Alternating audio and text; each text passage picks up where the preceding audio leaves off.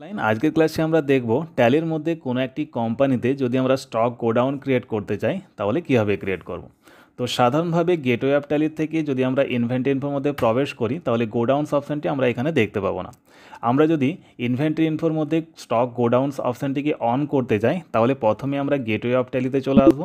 Gateway of ট্যালিতে আসার পর এখন আমরা কিবোর্ড থেকে F11 প্রেস করব। কোম্পানি ফিচার্স নামে একটি উইন্ডোজ শো হবে। আমরা এখন চলে যাব ইনভেন্টরি ফিচার্সের মধ্যে। ইনভেন্টরি ফিচার্সের মধ্যে এন্টার করার পর আমরা চলে আসবো স্টোরেজ অ্যান্ড ক্লাসিফিকেশান অপশানের মধ্যে, যেখানে আমরা দেখতে পাবো মেনটেন মাল্টিপল গোডাউন্স অপশানটি আমাদের নো করা আছে। আমরা এটিকে যদি এখন কিবোর্ড থেকে ওয়াই প্রেস করে ইয়েস করে নিই, এখন আমরা এই উইন্ডোজটিকে অ্যাকসেপ্ট করার জন্য কিবোর্ড থেকে কন্ট্রোল এ প্রেস করতে পারি। অন্যথায় আমরা এন্টার করে করে এসে এই ইনভেন্টরি ফিচার্স যে উইন্ডোজটি, এই ইনভেন্টরি ফিচার্স উইন্ডোজটিকে আমরা অ্যাকসেপ্ট করে নিতে পারি।